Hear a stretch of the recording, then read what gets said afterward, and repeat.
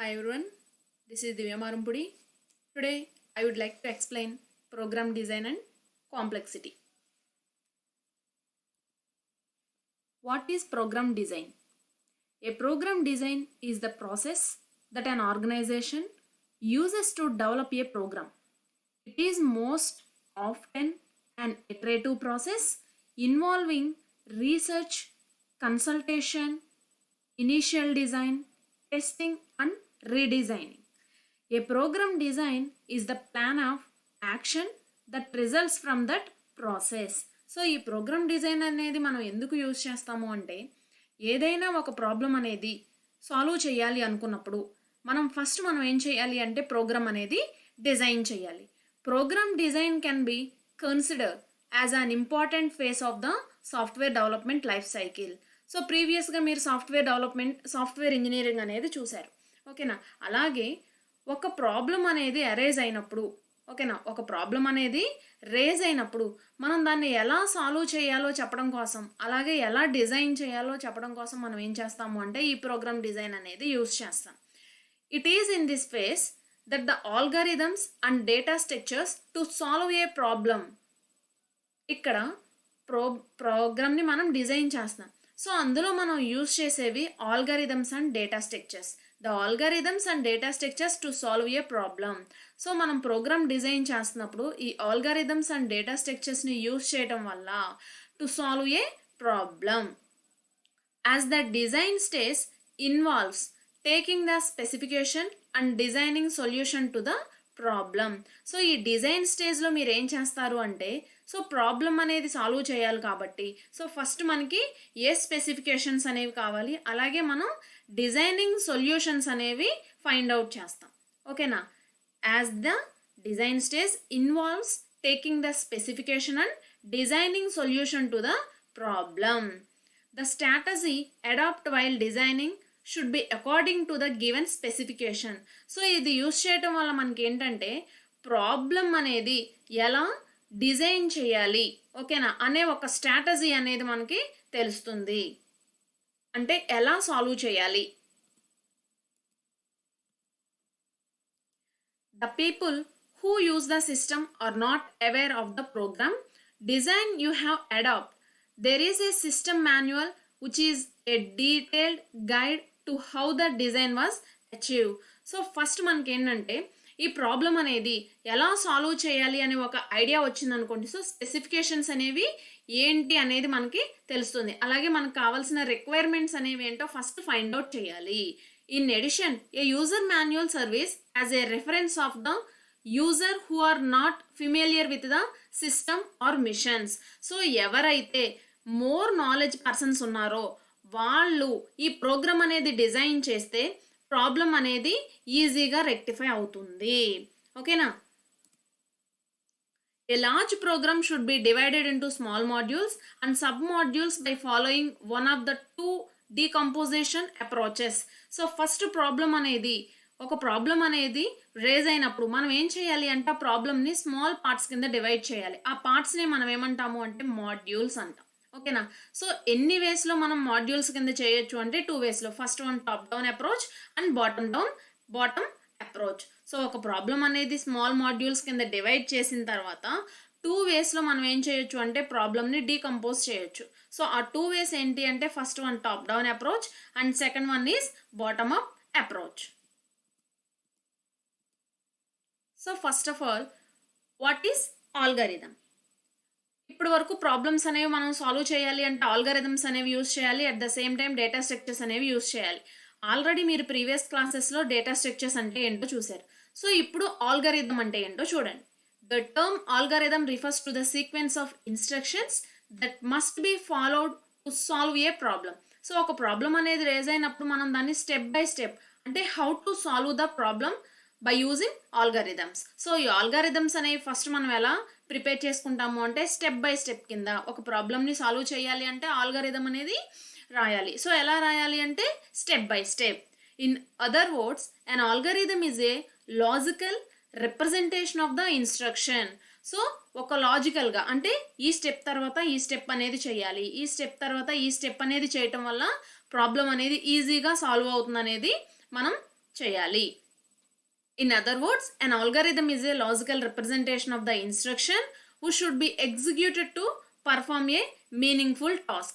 ఒక టాస్క్ని ఈజీగా కంప్లీట్ చేయాలి అంటే we can use algorithms. An algorithm has certain characteristics.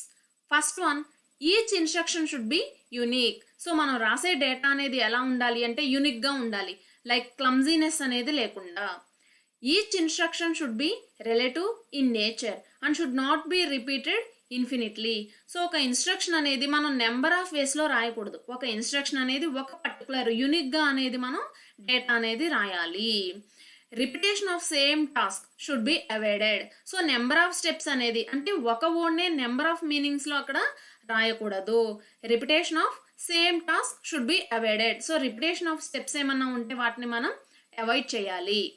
The result should be available to the user after the algorithm terminates. So ఆ result అనేది ఒకవేళ algorithm అనేది మనం టెర్మినేట్ చేసినా కానీ ఆ రిజల్ట్ అనేది మనకి ఎలా ఉండాలి అంటే అవైలబుల్గా ఉండాలి, మీన్స్ యూస్ఫుల్గా ఉండాలి. After an algorithm has been designed, it is efficiently must be analyzed. So ఈ ఆల్గరిథం అనేది మనకి ఒక ప్రోగ్రామ్ని అనలైజ్ చేయటం కోసం ఎఫిషియెంట్గా వర్క్ చేస్తుంది. This involves determining whether the algorithm is economically in the use of computer resource. So ఈ ఆల్గరిథంని use చేయటం వల్ల సిపియు టైం అనేది సేవ్ అవుతుంది. At the same time memory allocation కూడా మనకి ఎలా ఉంటుంది అంటే తక్కువగా ఉంటుంది. అంటే రిపిటేషన్ ఆఫ్ స్టెప్స్ అనేది మనం అవాయిడ్ చేస్తాం కాబట్టి మెమరీ స్పేస్లో కూడా మనకి ఎలా ఉంటుంది అంటే ఫ్రీగా ఉంటుంది. ఓకేనా. అలాగే సిపి యొక్క టైం అనేది కూడా మనకి ఎలా ఉంటుంది అంటే తగ్గిస్తుంది, రెడ్యూస్ చేస్తుంది. The term used to refer to the memory required by an algorithm is memory space. So ఇలా ఆల్గరిథంని యూజ్ చేయటం వల్ల మనకి మెమరీ స్పేస్ అనేది కూడా తగ్గుతుంది. ఓకేనా. The importance of efficiency of an algorithm is in the correctness, that is it always produce the correct result. So మనం steps అనేవి కరెక్ట్గా రాసాము అంటే మనకు వచ్చే అంటే ప్రొడ్యూస్ అయ్యే రిజల్ట్ అనేది ఎలా ఉంటుంది అంటే యాక్యురేట్గా ఉంటుంది. And the program complexity which consider both the difficulty of implementing an algorithm with its efficiency. So ఆల్గరిథంని యూజ్ చేయటం వల్ల మనకి కాంప్లెక్సిటీ అనేది కూడా ఎలా ఉంటుంది అంటే తక్కువగా ఉంటుంది. ఓకేనా.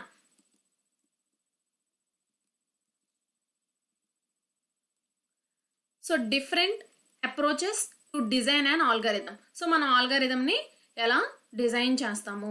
ఏ complex system may be divided into smaller units called modules. So first ఆల్గరిథంని డిజైన్ చేయాలి అంటే ప్రాబ్లమ్ని మనం సో మీరు రాసే డేటా ఎలా ఉండాలి అంటే smaller units called modules. So దాన్ని ఫస్ట్ డివైడ్ చేయాలి. ఆ డివైడ్ చేసిన పార్ట్స్నే మనం ఏమంటాము అంటే మాడ్యూల్స్ అంటాం. The advantages of modularity is that it allows the principle of separation of concern to be applied into two phases. So మనం ఇక్కడ మాడ్యూల్స్ కింద డివైడ్ చేయటం వల్ల ప్రాబ్లం అనేది ఈజీగా సాల్వ్ అవుతుంది. Modularity enhance design clarity which in turns implementation, debugging, testing, documenting and maintenance of the product. So ఇలా modules కింద డివైడ్ చేయడం వల్ల టెస్ట్ చేయడానికి కానివ్వండి, ఇంప్లిమెంట్ చేయడానికి కానివ్వండి, లేదు అంటే ఒక డాక్యుమెంటరీగా మనం డేటాను నోట్ చేయడానికి కానివ్వండి ఈజీగా ఉంటుంది. A system consist of a components which have components of their own needed system hierarchical components. So ఆ పార్ట్స్ని మనం ఏం చేస్తాము అంటే ఒక స్ట్రక్చర్ ఫార్మేట్లో రిప్రజెంట్ చేస్తాం. ఓకేనా. సో ఆ structure formats are two types. First one top down approach and second one is bottom up approach.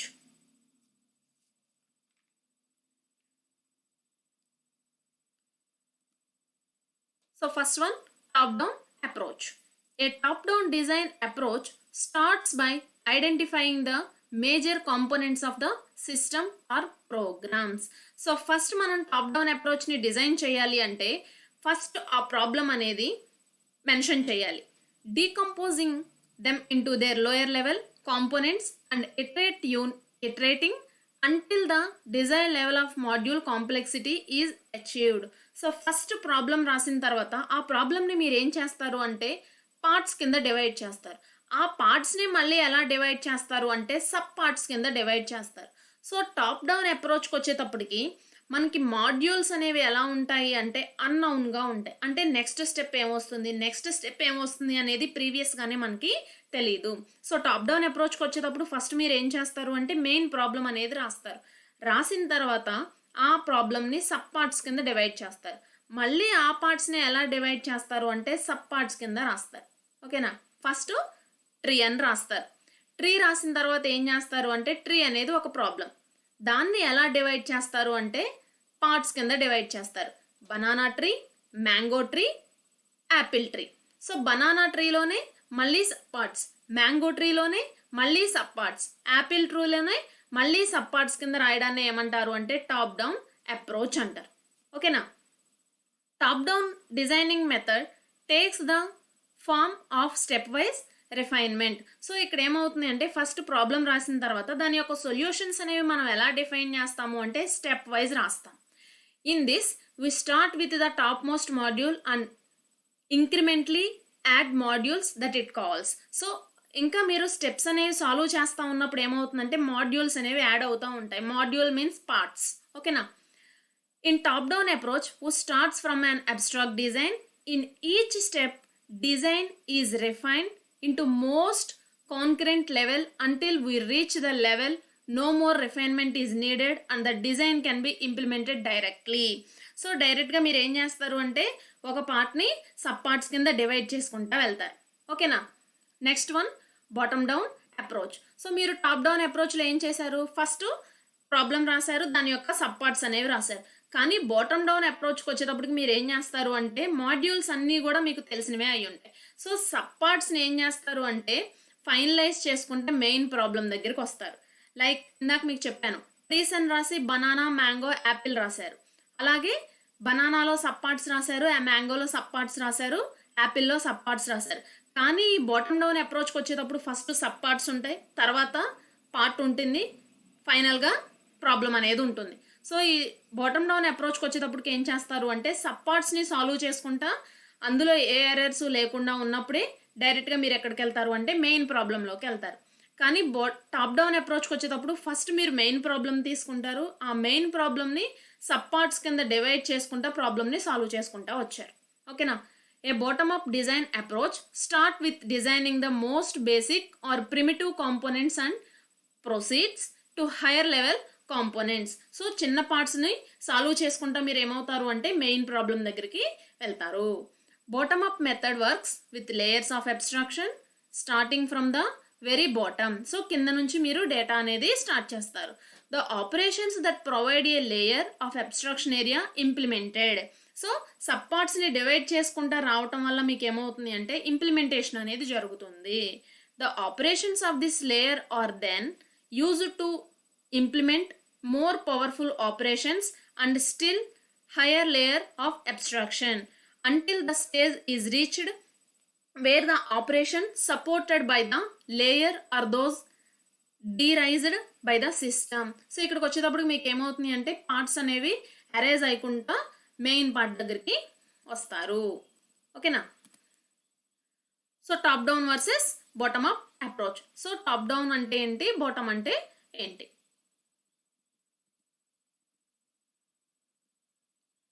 So ఇక్కడ చూడండి, ఫస్ట్ టాప్ డౌన్ అప్రోచ్కి వచ్చేటప్పటికి మీరు ఏం చేస్తారు అంటే మెయిన్ ప్రాబ్లమ్ని సబ్ పార్ట్స్ కింద డివైడ్ చేసుకుంటా వస్తారు. ఓకేనా? బాటమ్ అప్ అప్రోచ్కి వచ్చేటప్పటికి ఏమవుతుంది అంటే సబ్ పార్ట్స్ని హైడ్ చేసుకుంటా మెయిన్ పార్ట్ దగ్గరికి వస్తారు. Step wise refinement is top down method for decomposing A system from high level specification into more elementary levels. So high level నుంచి మీరు ఏం చేస్తారు అంటే సబ్ లెవెల్స్లో ప్రాబ్లం అనేది సాల్వ్ చేసుకుంటా వస్తారు. In top down approach it has its that the sub modules trend to be analysed in isolation. So ఇక్కడ మెయిన్ ప్రాబ్లం నుంచి సబ్ పార్ట్స్ కింద డివైడ్ చేసి అనలైజ్ చేయడం అనేది జరుగుతుంది. That no emphasis is given on the identification of communication or on reusability of components and little attention is paid to date and more general to information hiding. So ఇక్కడికి వచ్చేటప్పుడు మీకు ఏమవుతుంది అంటే పైన ప్రాబ్లమ్ని సబ్ పార్ట్స్ కింద divide చేయడం వల్ల ఒక ఇన్ఫర్మేషన్ అనేది మీకు తెలుస్తుంది. అలాగే ఇక్కడ ఇన్ఫర్మేషన్ హైడింగ్ అనేది ఉండదు. Bottom up approach follows information hiding. It suggest that we should Bottom-up approach follows information hiding. It suggests that we should first recognize what we wish. So మీరు ఫస్ట్ ఏ ప్రాబ్లమ్ని ఏ పార్ట్ని సాల్వ్ చేయాలి అనుకుంటున్నారో solve చేసిన తర్వాత main పార్ట్లోకి వెళ్తారు. A module then provide an abstract interface to define that module's boundaries as seen from the clients. So ఇక్కడ ఏమవుతుంది అంటే సబ్ పార్ట్స్ని హైడ్ చేసుకుంటా మెయిన్ పార్ట్లోకి వెళ్ళడం జరుగుతుంది.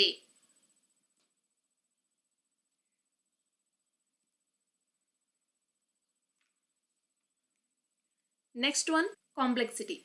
In computer science, the computation complexity or simple complexity of an algorithm is the amount of resource required to run it.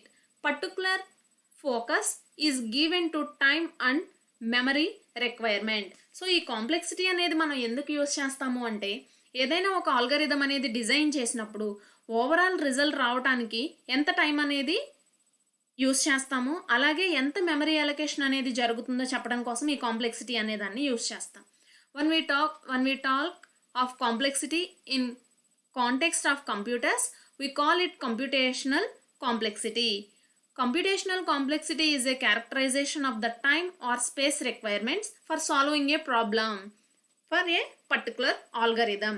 So ఒక particular ఆల్గరిథంని మనం use చేస్తున్నాము అంటే ఒక ప్రాబ్లమ్ సాల్వింగ్కి ఎంత టైం అనేది మీరు యూజ్ చేస్తున్నారు పర్టికులర్ రిజల్ట్ రావటం కోసం, at the same time particular space అనేది ఎంత మీరు యూజ్ చేస్తున్నారో చెప్పడం కోసమే ఈ కాంప్లెక్సిటీ అనే దాన్ని యూజ్ చేస్తాం. ఇక్కడ F is R to R అని ఉంది. such that f of n is the largest amount of time needed by the algorithm to solve a problem of size n. ఇక్కడ f of n అంటే n means మీరు ఎంత amount of time అనేది use చేస్తున్నారు, ఓకేనా. So f means complexity function. Okay, this we conclude that the analysis of the program requires two main consideration. First one, time complexity, and second one, space complexity. The time complexity of a program or algorithm is the amount of computed time. So ఈ time complexity అనేది ఏం చెప్తుంది అంటే మీరు కంప్యూటర్ని మీరు ఆల్గరిథంని use చేసి ఒక problem solving అనేది ఎంత టైంలో మీరు ఫినిష్ చేశారో చెప్పడం కోసమే ఈ time complexity. The space complexity of an algorithm is the amount of memory that it need to run to completion. So ఇక్కడ కంప్లీషన్ అయ్యే టైంకి మీరు ఎంత మెమరీ అనేది యూజ్ చేశారు. First one, time complexity. What is time complexity? In computer science the time complexity is the computational complexity that describes the amount of computer time it take to run an algorithm, the amount of time taken and the number of elementary operations performed by the algorithm. So ఈ టైంలో మీరు ఒక టైంలో ఒక ఆల్గరిథంని use చేసి ఒక ప్రాబ్లమ్ని solve చేస్తున్నారు. In that time we can use how many number of elements. So మీరు ఎన్ని ఎలిమెంట్స్ని యూజ్ చేస్తున్నారు, అలాగే ఎన్ని ఆపరేషన్స్ని పర్ఫామ్ చేసి మీరు ఒక ప్రాబ్లమ్ని సాల్వ్ చేస్తున్నారు, అది కూడా ఎంత టైంలో మెన్షన్ చేయడం కోసమే మనం ఏం చేస్తాము అంటే ఈ టైం కాంప్లెక్సిటీ అనే దాన్ని యూజ్ చేస్తాం. While measuring the time complexity of an algorithm we concentrate on developing only the frequency count for all key statements. So ఇక్కడ మీరు ఏం క్యాలిక్యులేట్ చేస్తారు అంటే ఓన్లీ కీ స్టేట్మెంట్స్ని మాత్రమే క్యాలిక్యులేట్ చేసి ఎంత అమౌంట్ ఆఫ్ టైం అనేది కన్జ్యూమ్ చేసింది ఆల్గరిథం అనేది మెన్షన్ చేస్తారు, ఓకేనా. Next one, in the algorithm we may find the statement a is equal to a plus 1 is independent and is not contained with any loop. So ఇక్కడ మనకి ఏంటంటే a is equal to a plus 1 అనేది independent ఎలిమెంట్గా తీసుకున్నాం, అంతేగాని ఇక్కడ ఏ looping statements అనేవి మనం mention చేయలేదు. The number of times that shall be executed is 1. So ఇక్కడ ఎగ్జిక్యూషన్ ఆఫ్ టైం ఎంత అంటే 1, ఓకేనా. నెక్స్ట్ వన్, సో ఇక్కడ algorithm A, algorithm B and algorithm C అనే 3 ఆల్గరిథమ్స్ని మనం ఇక్కడ తీసుకున్నాం. ఫస్ట్ ఆల్గరిథంలో a is equal to a plus 1, next B ఆల్గరిథంలో for x is equal to 1 to n. So ఇక్కడ మనం స్టెప్స్ n తీసుకున్నాము అంటే 1 నుంచి n స్టెప్స్ అనేవి తీసుకున్నాం. సో ఇక్కడ లూపింగ్ అనేది జరుగుతుంది, ఎందుకంటే మనం నెంబర్ ఆఫ్ ఎలిమెంట్స్ని ఇంక్లూడ్ చేసాం కాబట్టి.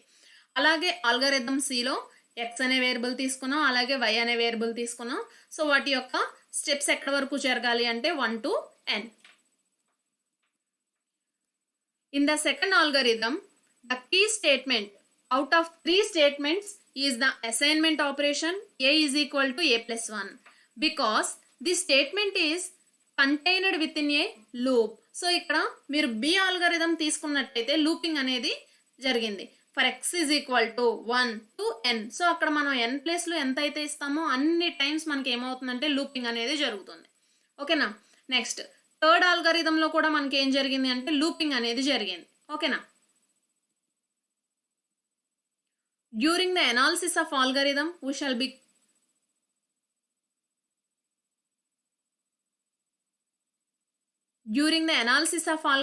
we shall be concerned with determining the order of the magnitude of an algorithm. So ఇక్కడ మనం ఏం చేయాలి అంటే ఎన్ని టైమ్స్ అనేది లూపింగ్ జరిగిందో క్యాలిక్యులేట్ చేయాలి. నెక్స్ట్ సో ఇక్కడ చూడండి, సెకండ్ ఆల్గరిథంలో మనకి స్క్వేర్స్ ఏమీ లేవు, అంటే 1 టైమే లూపింగ్ అనేది జరిగింది కాబట్టి 1 + 2 అండ్ సో ఆన్ n. ఇక్కడ ఫార్ములా అనేది యూజ్ చేస్తాం, n × n + 1/2. For example n value 3 తీసుకున్నారనుకోండి, 3 × 3 + 1, 4 × 3, 12/2. So మనకి రిజల్ట్ ఎంత వస్తుంది అంటే 6 అనేది వస్తుంది. అలాగే ఇక్కడ n దగ్గర కూడా మీరు 3 తీసుకున్నారు అంటే 3 × 3 + 1, 2 × 3 + 1. సో ఇక్కడ 3 ఉంటుంది, ఇంటూ 4 12, 12 × 7 84/6. సో మనకు ఆన్సర్ ఎంత వస్తుంది అంటే 14 ఆన్సర్ అనేది చూపిస్తుంది. ఓకేనా. If an algorithm performs f of n basic operations when the size of it's input is n. So n అనేది మనం ఎంతైనా తీసుకోవచ్చు. ఇక్కడ మీకు c f of n అని కనిపిస్తుంది కదా, c మీన్స్ కాన్స్టెంట్. సో మీరు ఇక్కడ వాల్యూస్ ప్లేస్లో constants means fixed value. So where c is a constant that depends upon the algorithm on the way it is programmed and on the way of the computer is used. So ఇక్కడ మనం వాల్యూస్ని constant values అనేవి కూడా use చేయొచ్చు. Next one, space complexity. Space means memory. The space needed by the program is the sum of the following components. Fixed space requirement. So fixed means constant వాల్యూస్ని మీరు use చేయటం. అలాగే variable space requirement. So ఇక్కడ variable space అంటే ఏంటో చూడండి. This constants of space needed by the structure variable whose size depends on the particular instance of variable. For example మీరు integer or float or cat తీసుకున్నారనుకోండి, ఆ data type మీద depend అయ్యి ఆ వేరియబుల్ మీద డిపెండ్ అయ్యి మనకి ఏమవుతుందంటే స్పేస్ అనేది యూజ్ అవుతుంది. సో స్పేస్ కాంప్లెక్సిటీలో 2 టైప్స్ ఉంటాయి, fixed space requirement and variable space requirement. Fixed space రిక్వైర్మెంట్లో మీరు ఓన్లీ కాన్స్టెంట్స్నే తీసుకుంటారు. వేరియబుల్ స్పేస్ రిక్వైర్మెంట్స్లో మీరు తీసుకున్న వేరియబుల్స్ని బట్టి మనకి స్పేస్ అనేది అలాట్ అవుతుంది. సో ఓవరాల్గా ఒక ప్రోగ్రామ్ని మనం డిజైన్ చేయాలి అంటే ఆల్గరిథమ్స్ అనే వాటిని యూజ్ చేస్తాం. సో ఆల్గరిథం అనేది యూజ్ చేయటం వల్ల మనకి ప్రాబ్లం అనేది మాడ్యూల్స్ కింద డివైడ్ అవుతుంది. సో ఆ మాడ్యూల్స్ని మీరు సాల్వ్ చేయడం కోసం 2 వేస్ని అప్రోచ్ అవుతారు. First one top down approach and bottom up approach. Top down అప్రోచ్లో ఫస్ట్ మీరు మెయిన్ ప్రాబ్లం రాస్తారు, దాన్ని సబ్ పార్ట్స్ కింద డివైడ్ చేస్తారు. బాటమ్ అప్ అప్రోచ్లో మీరు ఏం చేస్తారు అంటే ఫస్ట్ సబ్ పార్ట్స్ రాసి వాటిని సాల్వ్ చేసుకుంటే మెయిన్ ప్రాబ్లం దగ్గరికి వస్తారు. ఓకేనా. Next one complexity. సో మీరు ఆల్గరిథంని యూజ్ చేసి ప్రోగ్రామ్ని సాల్వ్ చేస్తున్నారు. సో సాల్వ్ చేసినప్పుడు మనకి టైం అనేది ఎంత యూజ్ చేస్తున్నాము, అలాగే మెమరీ అనేది మనం ఎంత అలాట్ చేస్తున్నామో చెప్తున్నాము. దీన్నే మనం ఏమంటాము అంటే కాంప్లెక్సిటీ అంటారు. సో కాంప్లెక్సిటీలో 2 టైప్స్ ఉంటాయి, space complexity and time complexity. So these are the reference books for data structure using C. So మీకు ఏ టైప్ ఆఫ్ డౌట్స్ ఉన్నా కానీ ఈ బుక్స్ని మీరు రెఫర్ చేయొచ్చు. Thank you so much.